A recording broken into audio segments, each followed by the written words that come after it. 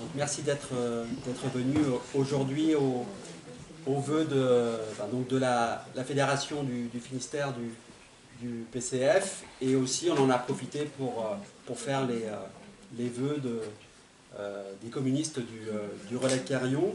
Donc je vais commencer par prendre la parole. Donc je suis Pierre-Yves Liziard, je suis secrétaire de section du PCF au Relais de Carillon. Je tiens à remercier la présence de la municipalité et la mise à disposition de l'auditorium. Donc je vois que vous avez réussi à vous repérer. On a fait en sorte de sortir les drapeaux. Donc ça c'est assez pratique. Donc je vais prendre un temps pour parler de notre activité locale au Relais de Carillon.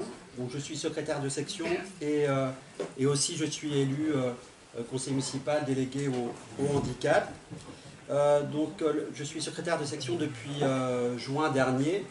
J'ai pris la lourde charge de prendre la suite de Ronan Tanguy, qui est resté secrétaire de section pendant plus de 30 ans, je pense. Il pourra donner la date exacte. Donc il y a eu du changement au niveau de la section. Marie-Christine Mamutovic et Marie-Lise Troupel ne sont plus au bureau de section. Et on a Cécile et Pascal Ségalin qui sont trésoriers, et Gilles Dussautier qui est chargé de l'organisation. Est-ce que nous organisons Je vais aussi vous apporter un petit peu un éclairage sur nos actions locales pendant ces 6 derniers mois et nos actions à venir. Donc nous avons participé à la réflexion et autour de notre dernier congrès national. Nous avons organisé, on essaie de mettre en place des temps de rencontres populaires et festifs. Donc nous avons organisé un tournoi de pétanque avec le soutien technique de Kerror Pétanque, avec plus de 50 doublets, ça veut dire 100 personnes qui ont participé à ce tournoi de pétanque le 27 octobre. C'était l'occasion de mettre en place aussi une tombola avec un lot quand même conséquent à gagner. Et aussi, par exemple, on a mis en place, on pouvait gagner 2 abonnements à l'UMA dimanche. On pouvait aussi gagner une vignette d'entrée à la fête de l'UMA Bretagne. Donc voilà, c'était l'occasion aussi de passer un moment festif et de discuter aussi politique. Nous avons versé aussi, notre action aussi solidaire fait que nous avons versé 150 € au Secours populaire pour une aide aux sinistrés de l'Aude. D'ailleurs, des membres du Secours populaire sont présents aujourd'hui. Nous avons versé une somme de 100 € en soutien à l'humanité dimanche, qui en a besoin, parce que la diffusion de la presse n'est pas simple, n'est pas aisée. Alors nous prévoyons d'organiser un repas républicain le 9 mars prochain avec une soirée festive, et on prévoit d'organiser une vente solidaire de fruits et de légumes au mois de mai. Donc en parallèle de nos actions de la section, nous avons des élus localement, donc à la culture, aux associations, aux travaux, qui défendent donc une politique de gauche juste et solidaire. Ces prochains mois, nous allons développer donc un certain nombre de temps de rencontre avec la population dans le cadre des élections européennes qui vont arriver très bientôt, et viendront ensuite les municipales. Donc notre action, là je vous présente aussi notre action parce qu'on a des adhérents locaux, mais c'est aussi, comme peut-être le dira Ismaël, d'inscrire notre activité dans des solidarités concrètes, hein, comme la vente de légumes, la vente solidaire de fruits et de légumes. D'ici le début du mois de février, le 1er février, on va avoir aussi au Relais de Carillon, encore quelque chose d'important, on va avoir la venue d'Ismaël Dupont. Alors c'était pas de Yann Brossard, de Yann Brossard et d'Ismaël Dupont aussi. Accessoirement. Et comment, alors c'était pas prévu, hein, il devait venir sur Brest, mais il y a eu un souci de salle. Donc ce sera l'occasion de... on vous invite à venir à ce meeting le vendredi 1er février à la maison municipale des associations de Kergleuse. Ce sera l'occasion de l'entendre aussi présenter notre programme aux européennes.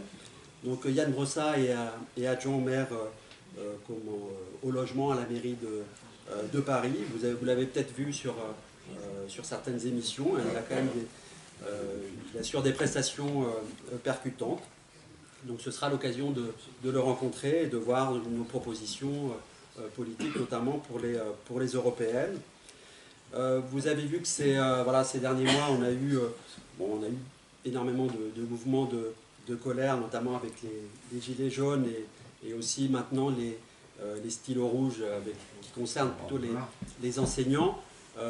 L'idée, c'est quand même d'arriver à des convergences des luttes pour pouvoir faire des avancées sociales. Donc c'est ce à quoi nous militons dans les semaines et les mois à venir. Voilà, donc je vais laisser la parole.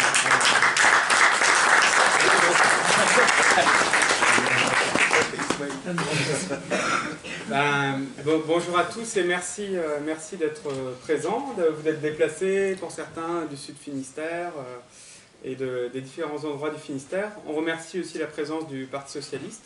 Toutes les forces de gauche étaient invitées. Là, Jean-Paul Vermeau, mon collègue de la municipalité de Morlaix dans l'opposition, est présent, avec Renaud Sarabézol aussi. Merci au Secours Populaire d'être présent.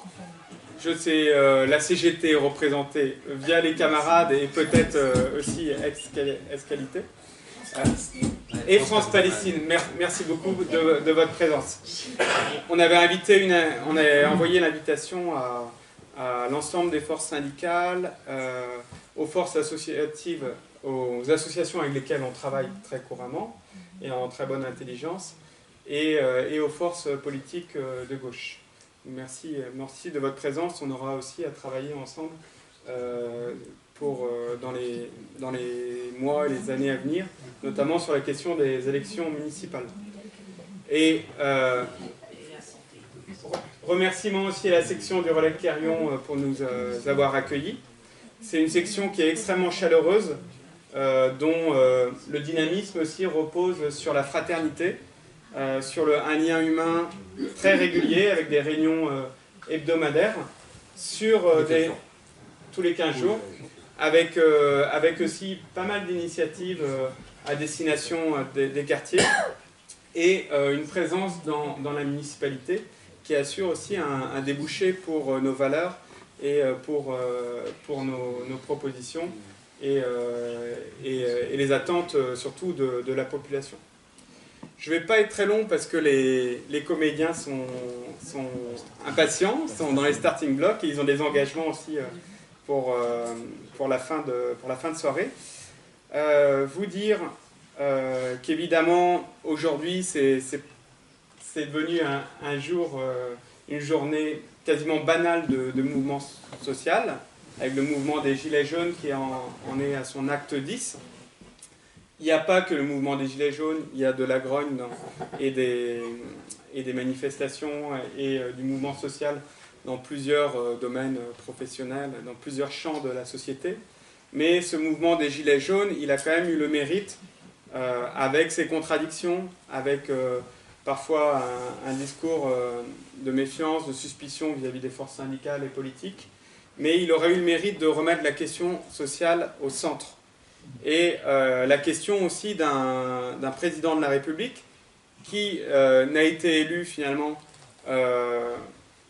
en grande partie que par défaut, avec 25% des voix au premier tour, et qui prétend imposer un grand bond en avant dans le sens du néolibéralisme, dans le sens de la société de marché, à la société française, en détruisant les acquis, notamment les acquis du Conseil national de la résistance, la sécurité sociale, les retraites, le droit du travail, la démocratie dans l'entreprise, ce qui nous reste aussi de démocratie parlementaire, puisque le Parlement est complètement méprisé par Macron, avec des procédures accélérées, avec vraiment la volonté de se défaire du débat parlementaire, avec bientôt une réduction du nombre de parlementaires qui vont encore éloigner la population de leurs élus.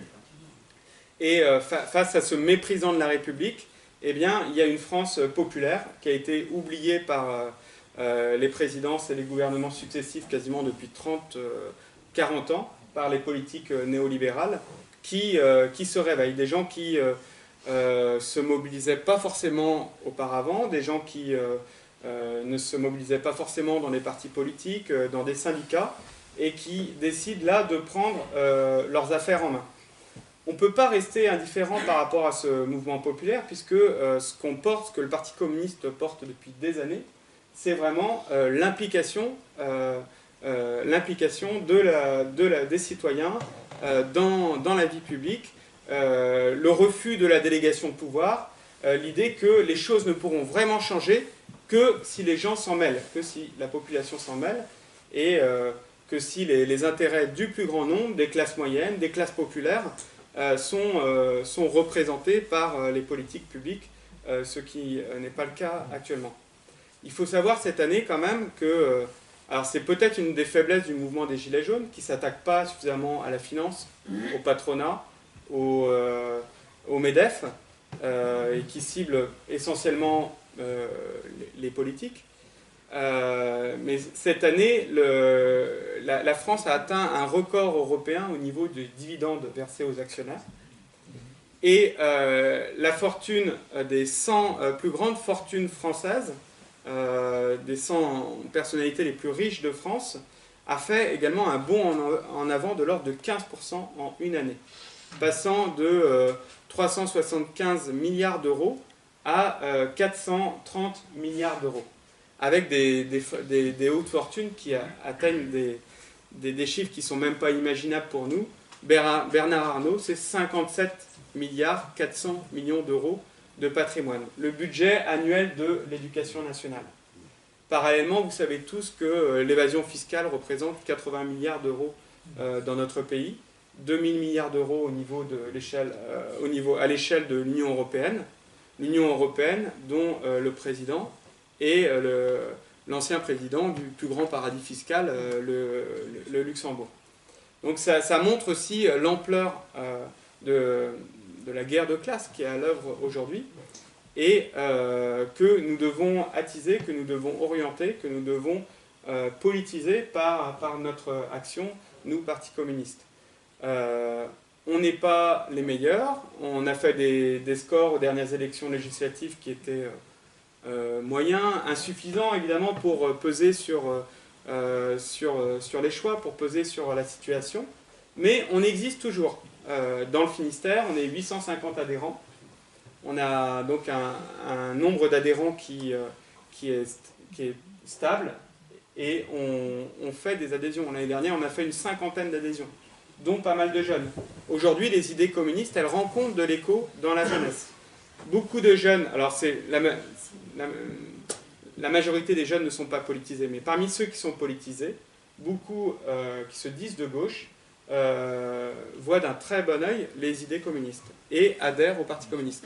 On a eu encore à Quimper en début d'année une jeune de 19 ans en prépa scientifique qui a adhéré au PC. Sur Morlaix, il y a deux jeunes lycéens qui ont adhéré au PC. Des étudiants, quand on a fait le débat sur Parcoursup à Brest au mois de novembre, on a fait aussi 4 adhésions à cette occasion-là. Donc ça montre qu'on a un espace politique au moins comme force militante. Et c'est vraiment ce sillon-là qu'on va essayer de creuser, en essayant aussi de redonner des lettres de noblesse à la politique. Alors, une des voies pour nous, en tout cas c'est l'expérience qu'on essaye de faire, c'est d'être présent évidemment sur le terrain, continuer à être présent sur le terrain. Vous voyez pas beaucoup d'autres partis présents sur les marchés, dans les quartiers populaires, à distribuer des tracts au moins une fois par mois. Être présent aussi sur le terrain de l'éducation populaire.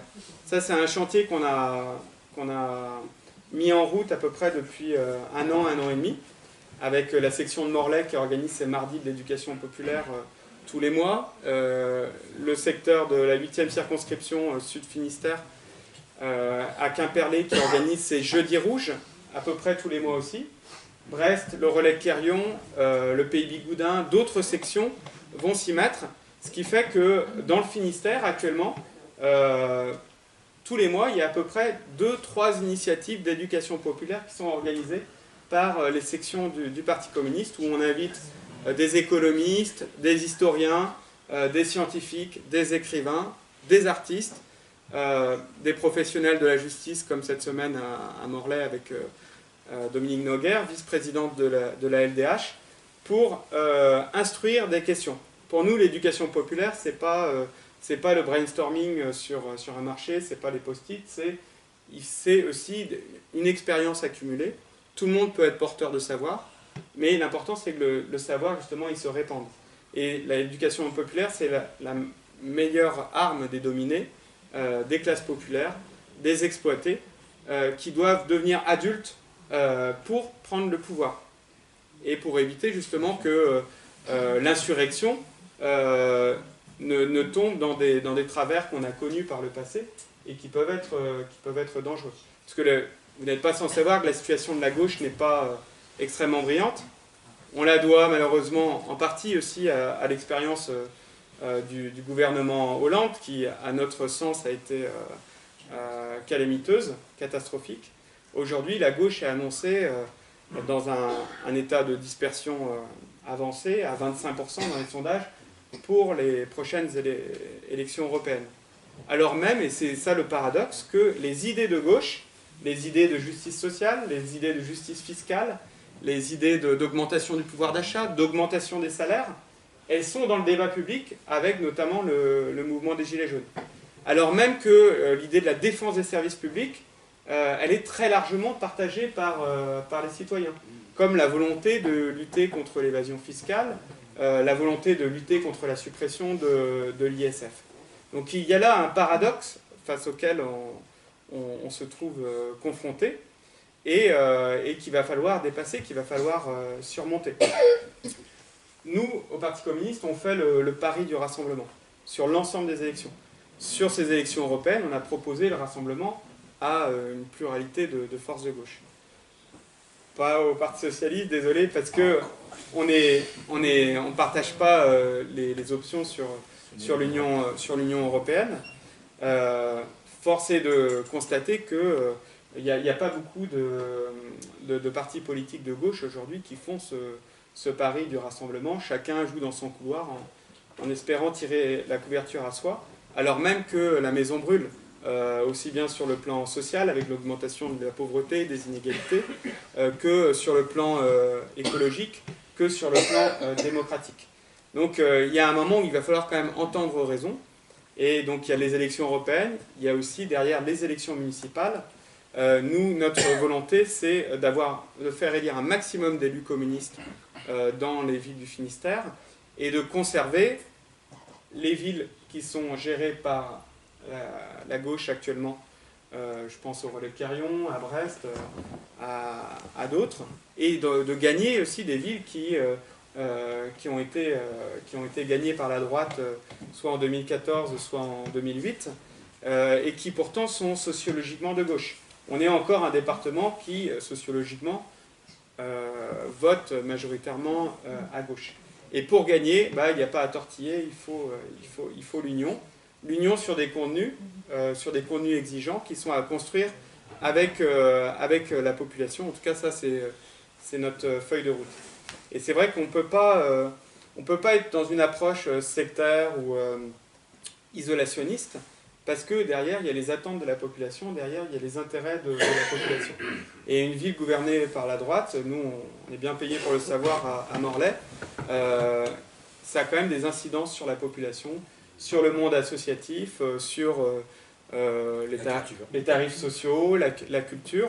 Et il y a aussi la question nationale de comment est-ce qu'on essaye de faire bouger le rapport de force. Alors sur ces élections européennes, on s'oriente donc sur une liste qui a priori sera une liste communiste, conduite par Yann Brossa, donc tu l'as dit, tu l'as présenté, élu communiste à la ville de Paris, adjoint au logement, qui a implanté des logements sociaux dans les beaux quartiers, des centres pour sans-abri au Bois de Boulogne, qui est jeune, extrêmement percutant.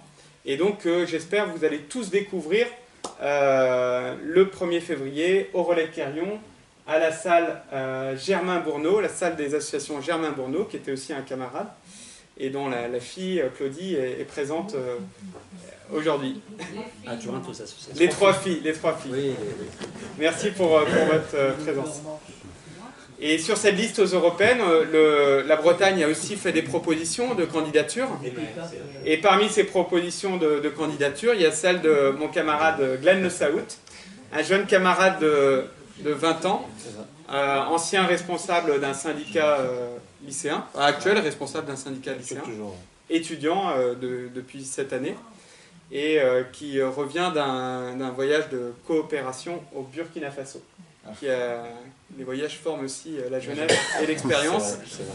Et ça permet aussi de relativiser beaucoup de choses, d'être confronté à la misère, à la pauvreté en Afrique, aux problématiques du néocolonialisme, et aussi à une expérience politique, celle de Thomas Sankara, qui malheureusement a échoué dans le sang.